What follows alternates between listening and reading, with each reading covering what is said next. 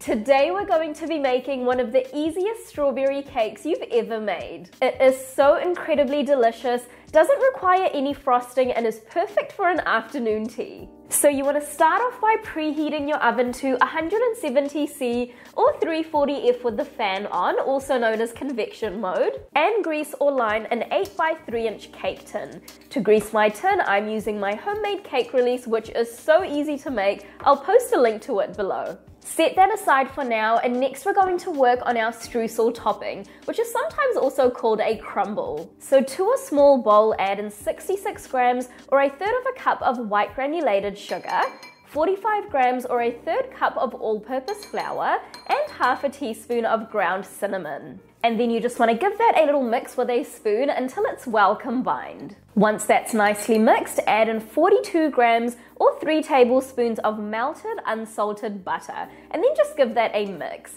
And towards the end, I like to just use my hands to make sure everything is mixed really well. Once done, this is what the consistency of your crumble should look like.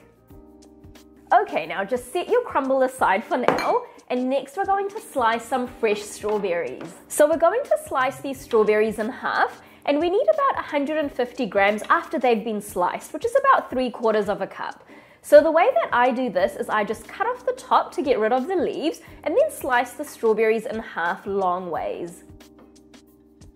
Okay, now just set your strawberries aside for now, and the last element which we're going to work on is our cake batter, which is so simple and easy to put together. So to start off, we're going to sift together our dry ingredients. So I've got 150 grams or 1 1/4 cups of all-purpose flour, 14 grams or 2 tablespoons of cornstarch, also known as cornflour in some countries, 1 1/2 teaspoon of baking powder, and 1/4 teaspoon of salt.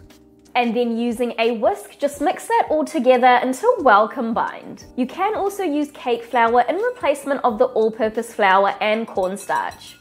Okay, now just set that aside for now, and next in a large bowl, add in 200 grams or 1 cup of white granulated sugar, 55 grams or 1/4 cup of melted unsalted butter, 52 grams or 1/4 cup of unflavoured vegetable oil, 180 grams or 3/4 cup of sour cream, just make sure it's at room temperature, 1 1/2 teaspoons of vanilla, and 2 eggs. And again, make sure that your eggs are at room temperature.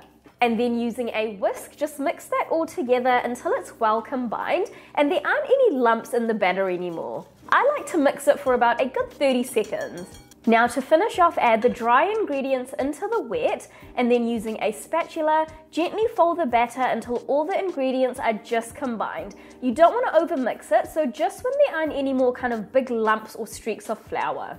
And that is your batter all done. So easy. And now to assemble this, you want to start off by pouring the batter into your pre-prepared cake tin.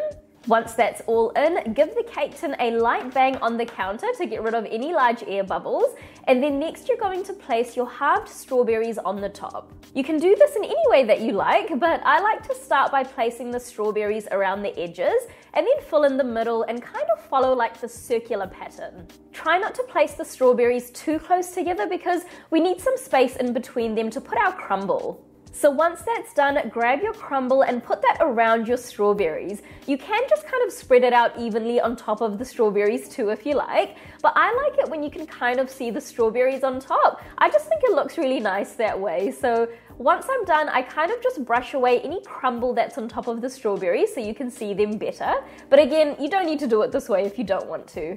Now to finish off, this is optional, but I like to sprinkle 21 grams or 3 tablespoons of sliced almonds on the top, and this just adds a nice nutty flavor and extra crunch to the top of our cake. Okay, and that is it. Now this is going to go into the oven for 1 hour or until a toothpick comes out with a few moist crumbs. So my cake is out of the oven now. It smells so good. It's been cooling in the cake tin for about 20 minutes, and now I'm just running a thin knife around the edge to release the cake from the cake tin, and then I'm going to place a plate on top of my cake tin and flip the cake over. Now once that's done, I'm putting my cake stand on top of the cake and then holding the plate on the bottom and my cake stand at the same time and flipping it over again so my cake is upright. Now at this point, you may just need to kind of redistribute the almonds again if they've kind of fallen out of place. Okay, now you can just leave this as is, but what I like to do to kind of finish off the look is just dust a little bit of icing sugar on the top. Okay, and that is it. So your cake is ready to slice and enjoy. This strawberry cake is such a great simple afternoon tea cake when you just want something kind of quick and easy that you don't have to fuss over too much. The cake is soft and moist, you have a wonderful tang from the strawberries, and the crumble and almonds on the top just add great texture.